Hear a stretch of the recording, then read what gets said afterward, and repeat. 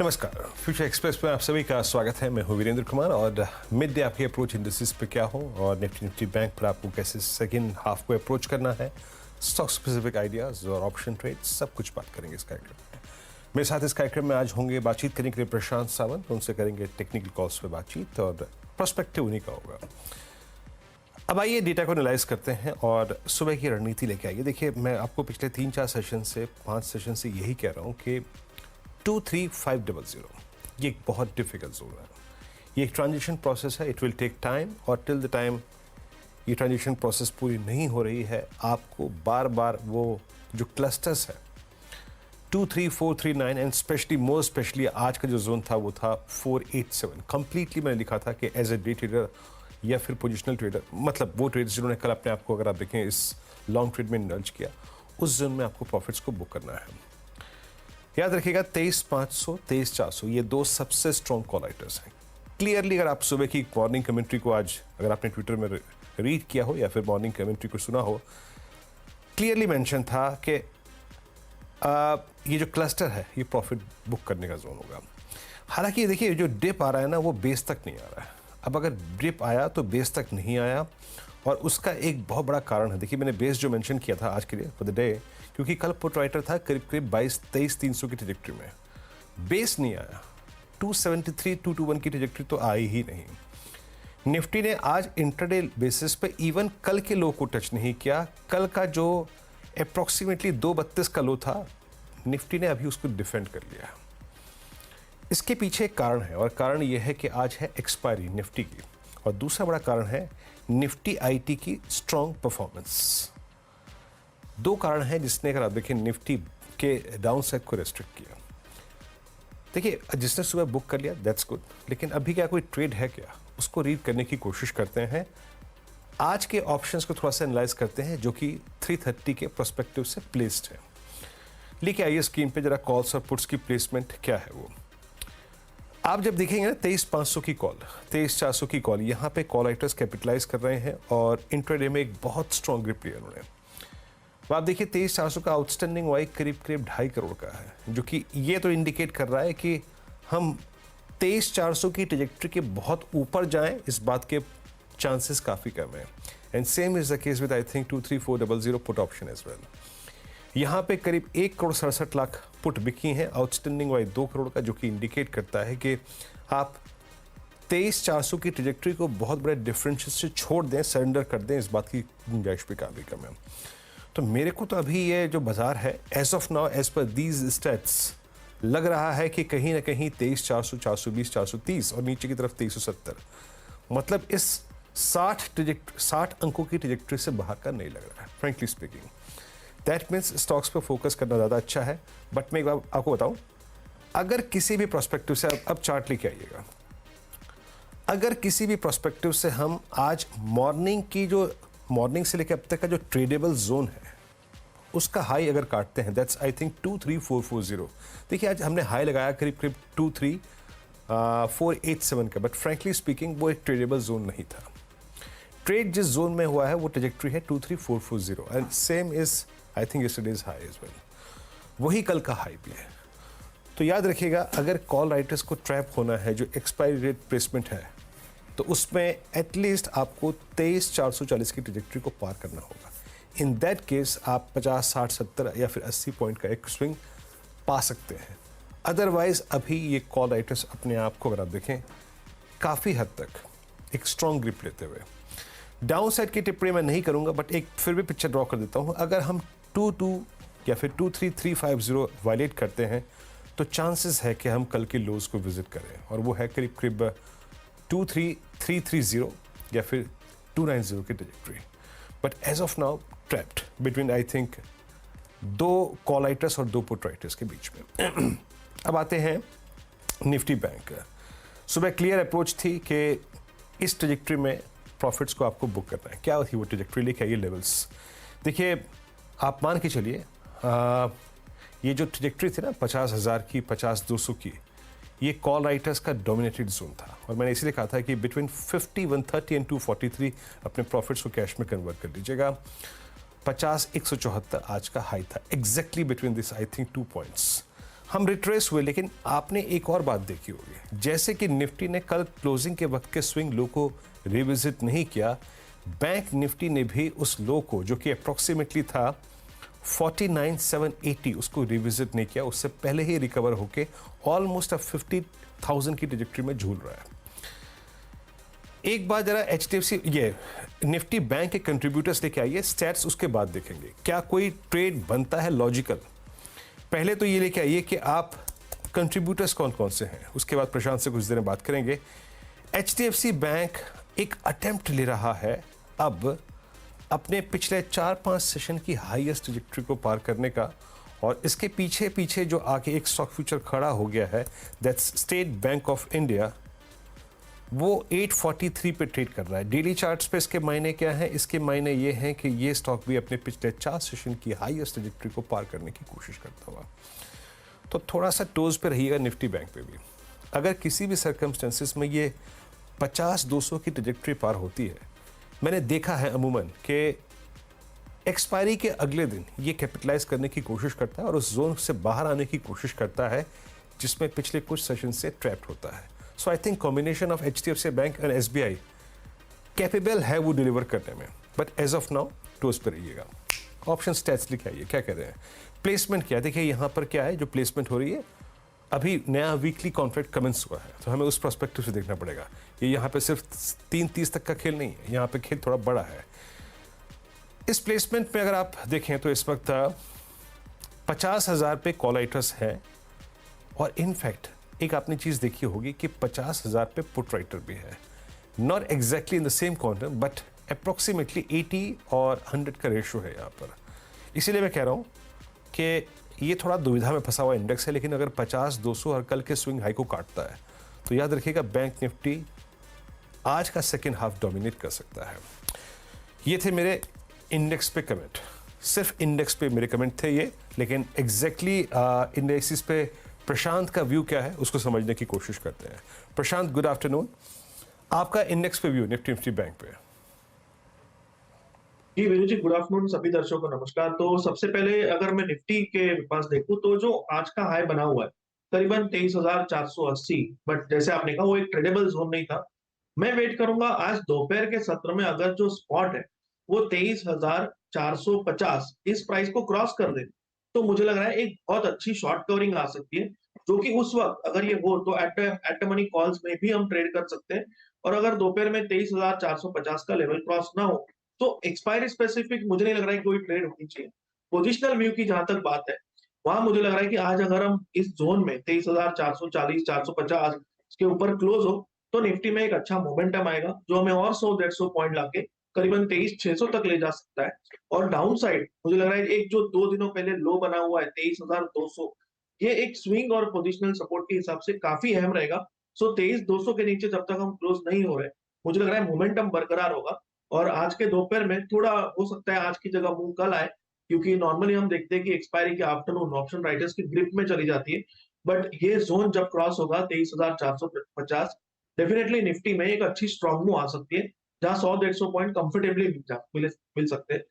But इसके सामने मैं जब बैंक निफ्टी को देख रहा हूँ, मेरी राय वहां पे बिल्कुल आपके साथ पॉइंट टू पॉइंट सहमत है कि हम अगर 50,250 50 जो हाई बना था 50,230 के आसपास 2 दिनों पहले, अगर हम 50,250 को क्रॉस कर जाए तो सबसे पहले आपका टारगेट होगा जो पिछले हफ्ते हाई बना था करीबन 51,100 51,100।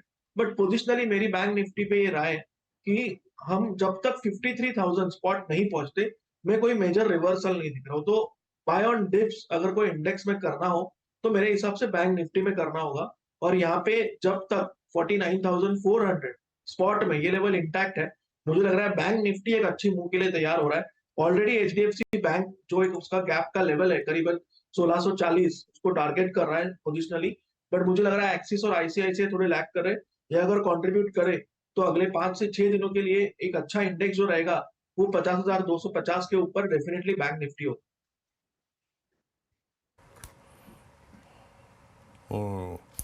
दोनों अगर आप देखें हमारे जो व्यूज़ हैं सिमिलर नोट पे हैं। और बैंक निफ्टी को तो जो बात हुई, और जैसे कि मैंने कहा था कि, और जैसे कि प्रशांत ने भी कहा कि निफ्टी को एक डायरेक्शनल मूव देने के लिए at least for the second half at least 23,450 की ट्रैजेक्टरी को पार करना पड़ेगा।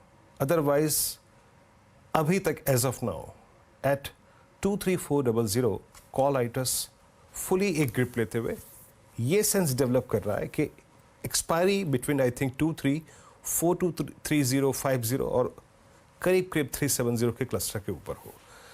अब आते हैं प्रशांत स्टॉक स्पेसिफिक आइडियाज़ पे, क्योंकि ज़्यादा अच्छे स्विंग यहाँ पे मिल रहे हैं, बहुत अच्छे स्विंग मिल रहे हैं। आपके 3 आइडियाज़ क्या है इस वक्त के? तो वीरू जी, फर्स्ट पिक होगा एमसीएक्स। यहाँ पे अगर हम देखें जो सपोर्ट से बाइंग आई है वो बहुत स्ट्रांग आई है, इंक्रीजिंग वॉल्यूम के साथ आई है। अभी भी अगर हम देखें, हम डे हाई के करीब ट्रेड कर रहे हैं, तो 3875 3880 पे स्पॉट ट्रेड कर रहा है। मेरे हिसाब से यहाँ पे 3825 3825 ये स्टॉप लॉस रख के हम 4000 का टारगेट देख सकते हैं, 4000 का। और मुझे लग रहा है ये कंफर्टेबली अचीव हो सकता है। ये मेरी फर्स्ट पिक होगी। नेक्स्ट पिक ऑटो सेक्टर से होगी। यहाँ पे टाटा मोटर्स 975 के नीचे 974 ये स्टॉप लॉस रख के मुझे लग रहा है 1020 1025 ये लेवल्स दिखा सकता है। So second pick Tata Motors होगी। और फर्स्ट पिक मेरी होगी इन्फो एज यानी नौकरी.com। यहाँ पे 6330 6330 स्पॉट स्टॉप लॉस के आसपास ट्रेड कर रहा है। स्टॉप लॉस रखेंगे 6245 6245 और यहाँ से टारगेट रखेंगे 6550 6550 का। यहाँ पे भी हर डिप बाय हुई थी और मुझे लग रहा है वॉल्यूम्स भी इंक्रीज हो रहे हैं। तो यहाँ पे हम 6525 का टारगेट और 6245 का स्टॉप लॉस रखें।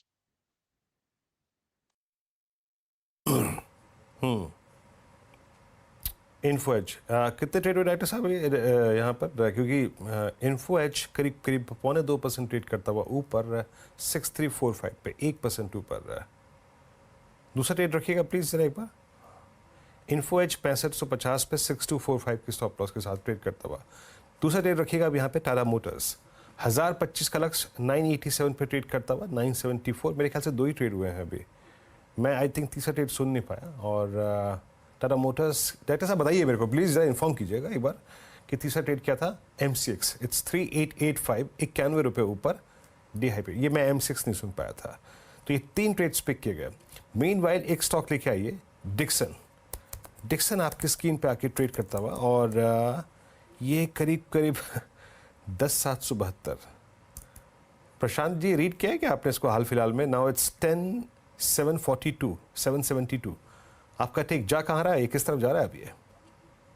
जी वीरू जी, मुझे जहां तक याद है पिछले हफ्ते ये स्टॉक हमने डिस्कस किया था आपने और मैंने, और हमने यही कहा था कि इसमें तो मोमेंटम बरकरार है बट चेज नहीं करना चाहिए। अभी भी मुझे वही लग रहा है कि जिनके पास है वो कंफर्टेबली ट्रेल करे, बट इस लेवल पे फ्रेश बाइंग एटलीस्ट मैं तो चेज नहीं कर पाऊंगा। आपको ट्रेल करना होगा, आप स्टॉप लॉस पोजिशनल रखिए जिनके पास पोजिशन भी हो।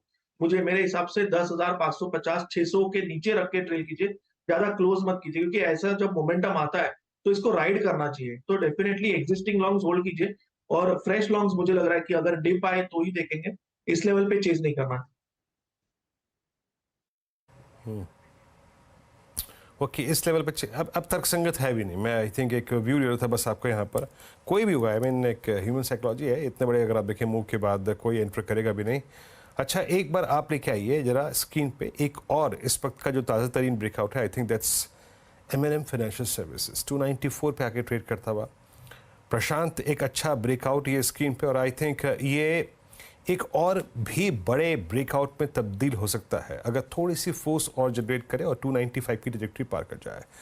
जुलाई 2023 और उसके बाद ऑलमोस्ट अप्रैल 2022 के 2 swing high, that means approximately आपकी 1 साल की स्टॉपिंग डाउनवर्ड चैनल यहाँ पे बाइसेक्ट हो रही है। मेरे स्क्रीन पे भाव है 293.80। आपका प्राइस आउटलुक क्या है? जी वीरू जी, मुझे लग रहा है बिल्कुल जो लोअर लेवल से बाइंग आई है बहुत स्ट्रांग आई है और अब मुझे लग रहा है ये कंफर्टेबली 305 310 के लेवल दिखा सकता है। आज का लो है, इसी के नीचे 287 286 के जोन में स्टॉप लॉस रखें और 310 के जोन के लिए बाय कीजिए। बट पोजिशनली अगर ये स्टॉक 310 के ऊपर निकल जाए तो मुझे लग रहा है ये और स्ट्रांग टेरिटरी में जा सकता है। फिलहाल 310 का टारगेट और 287 286 ये स्टॉप लॉस रख सकते हैं।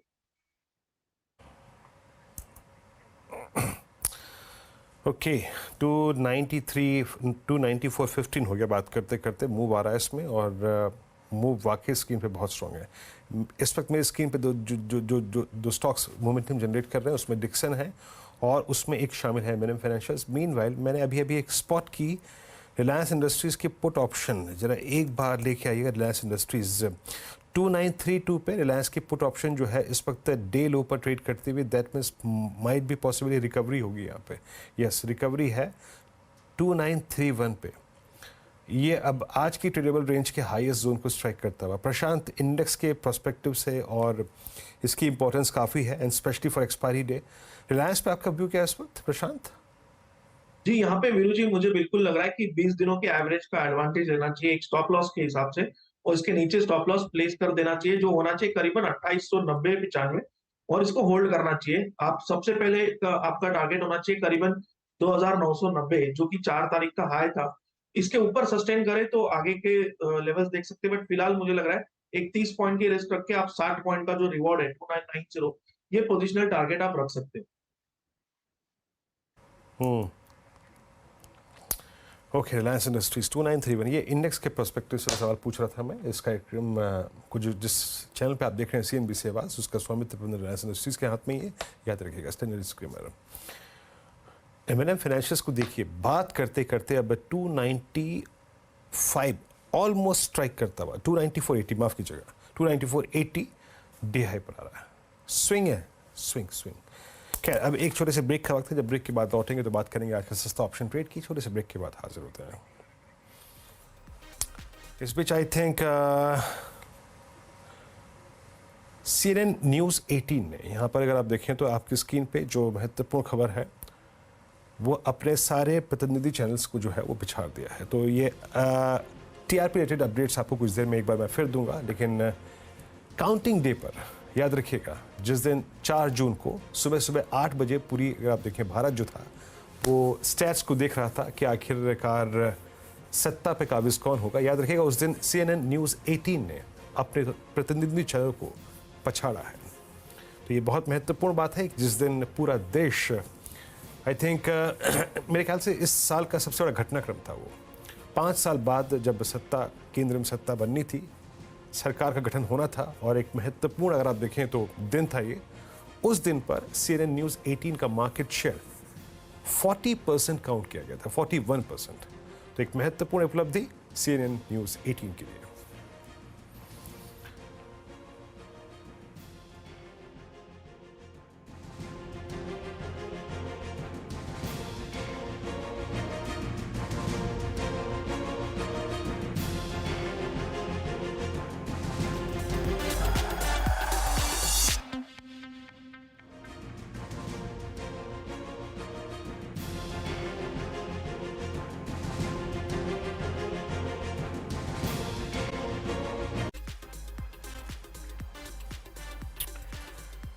स्वागत है आप सभी का फ्यूचर एक्सप्रेस में, और एक महत्वपूर्ण खबर आपको दें, क्योंकि ये महत्वपूर्ण स्टैट्स हैं।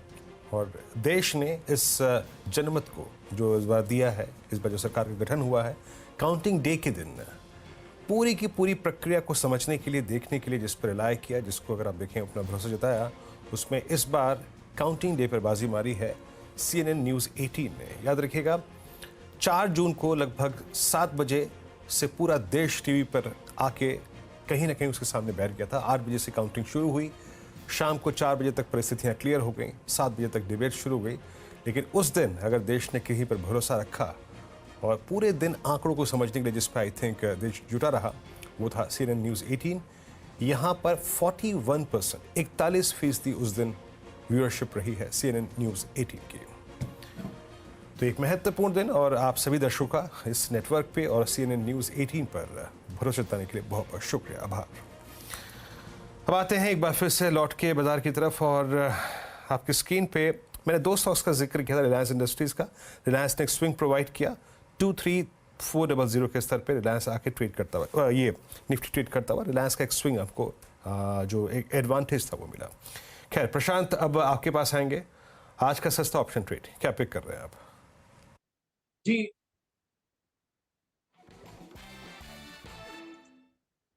तो वीरू जी यहाँ पे मुझे लग रहा है L&T, जो पिछले गुरुवार को जब हमने डिस्कस किया था, इसकी 3500 की कॉल डिस्कस की थी, इसके सारे टारगेट हिट हो गए। मुझे लग रहा है अभी भी इसमें मोमेंटम बरकरार है। तो इसकी जो 3700 की स्ट्राइक प्राइस है, करीबन 50 पे ट्रेड कर रही है। इसको हम 25 के स्टॉप लॉस से खरीदेंगे 25। टारगेट 1 होगा 75 का और टारगेट 2 90। मुझे लग रहा है एल जो पुल बैक दे रहा है, इसमें मोमेंटम और बढ़ सकता है। तो यहाँ पे हम अभी 3,700 यानी एट द मनी कॉल से इसको ट्रेड करेंगे फॉर टारगेट्स ऑफ 75, 90।